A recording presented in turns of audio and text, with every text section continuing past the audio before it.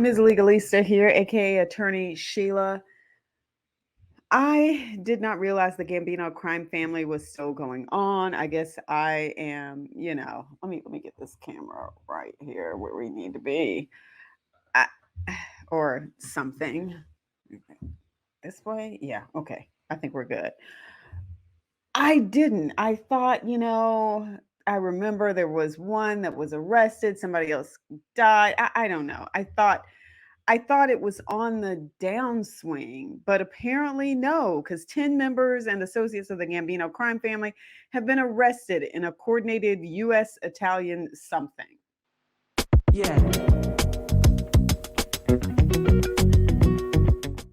First of all, let's look at the top because I always like to remind people when you think you're going to a government website, there's a way that you can tell. Look at the very top of this page up here where it says an official website of the US government. Here's how you know. I'm just going to point that out for you because I know there are a lot of scams out there. I've talked about these before. All right, down here it says 10 members and associates of the Gambino crime family arrested in a coordinated US Italian takedown. They called it a takedown. This was released out of the U.S. Attorney's Office, Eastern District of New York. Well, let me say this. I don't hear a lot from the Eastern District of New York. I'm usually hearing a lot out of the Southern District of New York, with Damian Williams. I think that's the U.S. Attorney's name there, who took down Sam Bankman Fried and a whole lot of others. There's a long list of people there that he's gone after. So I'm used to hearing from the Southern District of New York. But in this case, we are looking at the Eastern District of New York. I guess they said they're going to up their game here. All right, let's get back down to this. And I'm actually going to pull up this indictment. It says it's been unsealed. So now I can go into Pacer and look it up. If you're interested in looking up federal documents, other court cases, you can go to Pacer, open an account. And for a certain number of pages, you can get free. And then after that, there's a fee. A 16 count indictment was unsealed today in federal court in Brooklyn, charging 10 defendants with racketeering, conspiracy, extortion, witness retaliation, and union related crimes committed in an attempt to dominate the New York carting and demolition industries. All 10 defendants are in custody and are scheduled to be arraigned this afternoon before U.S. Magistrate Judge Raymond Reyes. In connection with the arrest, federal authorities executed search warrants, one of which resulted in the seizure of multiple firearms from an associate of the Gambino crime family. Why is family there with a capitalization there? That's interesting. In a coordinated operation, look at this. They were working with the Italians. In a coordinated operation, Italian law enforcement today arrested 6 organized crime members and associates who are charged with, among other crimes, mafia association and connected criminal offenses. One individual remains at large. And so there you see the names of the parties there. And then, of course, the people in the US who were working on this. It says, as alleged, for years, the defendants committed violent extortions, assaults, arson, witness retaliation, and other crimes in an attempt to dominate the New York carting and demolition industries. Today's arrest reflects the commitment of this office and our law enforcement partners, both here and abroad, to keep our communities safe by the complete dismantling of organized crime. I don't know that, I think this just told me that it hasn't been completely dismantled. So I don't know a whole lot about the carting business there, but I did want to reflect on this piece that talks about the extortions and assaults and arson. So imagine you're just trying to have your carting and demolition business, your carting business or your demolition, that is what you're just trying to make a living, provide for your family. And then all of a sudden, here you are in the Godfather movie playing a part, a role, where these things are being done to you. You're not even getting paid for it, you're having to pay for it. But yes, imagine that is the key. That is what's going on here. This is how this is playing out.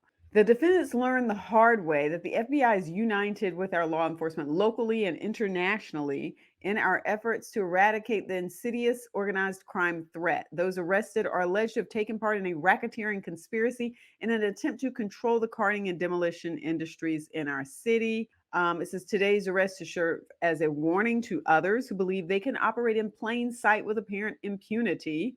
I guess they're saying that's not going to happen anymore. And we will continue to take down members of traditional organized crime wherever they may operate. All right, here's a piece about the labor unions. An important part of the mission of the Office of Inspector General is to investigate allegations of fraud involving labor unions and their affiliated employee benefit plans. Now, it does not really say in particular in this press release whether or not that was part of the issue. Like I said, I'm going to pull up this indictment. We're actually going to break this down a little bit more. It says, as alleged in the government's court filings and summarized below, members and associates of the Gambino crime family used violent extortions, fraud, theft, and embezzlement schemes to infiltrate the carting and demolition industries to enrich themselves and the Gambino crime family, including by laundering criminal proceeds. For example, in the midst of a financial dispute between Tantillo and owners of Demolition Company One, Tantillo and Johnson coordinated a violent hammer assault on the dispatcher for Demolition Company One, which left the dispatcher bleeding and seriously injured. All right, then we have extortions down here. It says there was a violent extortion conspiracy relating to the demand and receipt of money from John Doe One, who opened a carting business in the New York City area. The extortion scheme involved threatening John Doe One with a bat, setting fire to the steps of John Doe One's residence, attempting to damage John Doe One's carting trucks, and violently assaulting an associate of John Doe One. These are people that are just trying to have their carting business. Imagine. And now all of a sudden, you've been threatened with a bat. The steps to where you live have been set on fire. Your carting truck has been damaged. This is in addition, Tantillo and Vicari were captured on judicially authorized wiretaps, discussing threats they made to John Doe One and John Doe One's father-in-law. On one card, Rappi stated that Vicari acted like the last of the samurai. That was a movie. I haven't watched that, but you can get the gist of what he's talking about here. It says, describing how Vicari picked up a knife and directed John Doe One's father-in-law to threaten to cut John Doe One in half in order to get John Doe One to make extortionate payments. After John Doe One ultimately made a payment of $4,000 to Vicari, Vicari and Rappa met and sent Tantillo a photo of Vicari raising a small champagne bottle as in a toast. You can't make this up. In addition, Tantillo, Brooke, and Johnson engaged in two separate violent extortion schemes of Demolition Company One and its owners over purported debts owed to Tantillo and a company operated by Tantillo and Brooke. Brooke violently assaulted one of the owners on a street corner in Midtown Manhattan.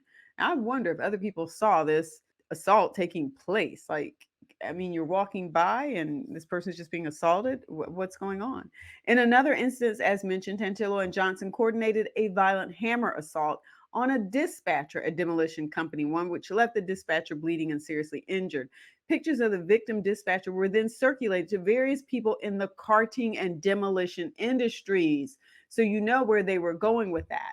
They were then using that to say, hey, if you don't do what we tell you to do, this is what will happen to you. Imagine that you're just trying to have your carting business here. Then we have frauds and union related crimes in the carting and demolition industries. The defendants also committed a series of crimes to steal and embezzle from unions and employee benefit plans and rigged bids in the demolition and carting industries. As part of one such scheme, DiLorenzo provided Rappa with a no-show job at DiLorenzo's demolition company so that Rappa could receive paychecks and union health benefits, among other benefits. So he didn't have to come to work, I guess, and he could still collect this. Similarly, Tantillo arranged for Grandaloni, I apologize, to receive a no-show job at a construction company with which Tantillo was associated, which enabled Grandaloni to receive paychecks and union health benefits to which he was not entitled.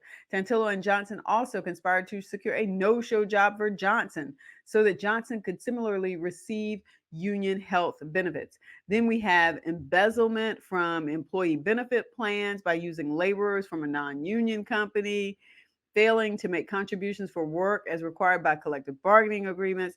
Then you have conspiracy to rig bids for lucrative demolition contracts in New York City. And then it goes on and on. Everything from it says their pattern of racketeering activity included additional extortions, retaliating against a federal witness,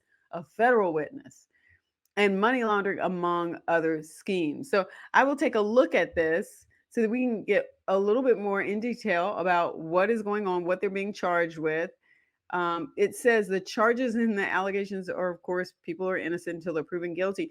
They face maximum sentences between 20 and 180 years. Between 20 and 180 years. That is a very long time. There was this other piece too about them allegedly physically assaulting a woman at knife point. So these are, let me tell you about the age of these people. One is 52 from Staten Island, another one's 48 from Freehold, New Jersey, one's 55 from New York, 66 from Oceanside, 57 Staten Island, 46 Bronx, 46 New York, 36 Staten Island, 46 East Brunswick, New Jersey, and 46 Elmont, New York. So these are not like people in their 20s. Only one person is in his 30s. One person out of these, what was it, 10 people? And then the oldest person charged is a 66-year-old. Where did it go? 66-year-old. I have to find it. Salvatore Di Lorenzo, the one whose name I just mentioned a whole lot. But I'm going to spend a little bit more time breaking this indictment down. What is going on with the latest of the Gambino associated crime family with a capital F is the way that the Department of Justice put it in this press release. Maybe it was just an error. Don't forget to like the video, subscribe to the channel, hit the notification bell so that you don't miss a thing. Peace.